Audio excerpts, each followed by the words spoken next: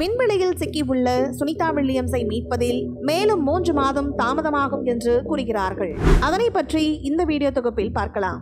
கடந்த ஆண்டு விண்வெளிக்கு சென்றிருந்த இந்திய வம்சாவளி விண்வெளி வீராங்கனையான சுனிதா வில்லியம்ஸ் 2025 பிப்ரவரியில் பூமிக்கு திரும்புவார் என்று சொல்லப்பட்டது. ஆனால் அவரை அழைத்து வர புறப்பட்ட எலன் மஸ்கின் ராக்கெட் புறப்படுவதற்கு தாமதமாகும் என்பதால் சுனிதா வில்லியம்ஸ் பூமிக்கு திரும்புவதும் தாமதமாகும் என்று தெரிவிக்கப்பட்டது. விண்வெளியில் பல்வேறு சாதனைகளை படைத்தவர்தான் சுனிதா வில்லியம்ஸ். ஆண்களை விட குறிப்பிடத்தக்க அளவில் பல்வேறு ஆய்வுகளை சிறப்பாக செய்து அசத்தியுள்ளார். எனவே அமெரிக்கா இவரை பலமுறை விண்வெளிக்கு அனுப்பியுள்ளது.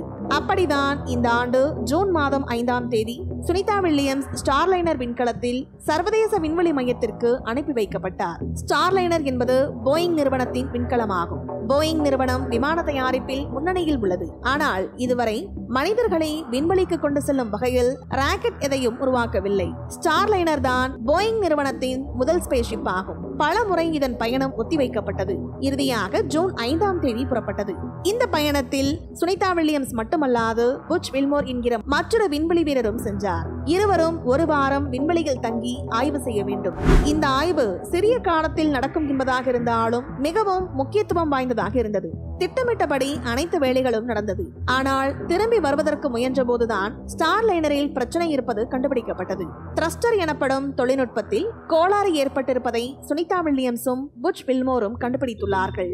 இது சரி செய்யப்படாவிட்டால் பத்திரமாக பூமியில் தரையிறங்க முடியாமல் போய்விடும். எனவே மற்ற எல்லா வேலையை விட முக்கியமானது இந்த த்ரஸ்டரை சரி செய்வது என்று அதற்கான பணியில் இருவரும் ஈடுபட்டுள்ளார்கள். ஆனால் எந்த பலனும் இல்லை. இப்போது இவர்களுக்கு இருப்பது 2 ஆப்ஷன் தான். ஒன்று, அந்த ஸ்டார்லைனரில் பூமிக்கு திரும்புவது. இரண்டாவது, அடுத்த விண்கலம் வரும் வரை விண்வெளியிலேயே தங்கியிருப்பது. இவர்கள் 2வது வழியை தேர்ந்தெடுத்துள்ளார்கள்.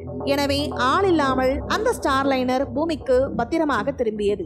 இப்போது விண்வெளியில் சிக்கியிருப்பவர்களை அழைத்து வர எலன் மஸ்கின் உதவியை நாசா நாடியுள்ளது. எலன் மஸ்க் க்ரூ டிராகன் என்ற ஒரு பிரம்மாண்டமான விண்கலத்தை வைத்துள்ளார். அது மட்டுமல்லாது இதற்கு முன்னர் இவர் மனிதர்களை விண்வெளிக்கு கொண்டு சென்ற அனுபவத்தையும் கொண்டிருக்கிறார். நாசாவும் எலன் மஸ்கும் போட்டி போட்டுக் கொண்ட இந்த ஒப்பந்தத்தின்படி 2025 பிப்ரவரியில் சுனிதா வில்லியம்ஸ் மற்றும் புச் வில்மோரை பூமிக்கு அழைத்து வர வேண்டும்.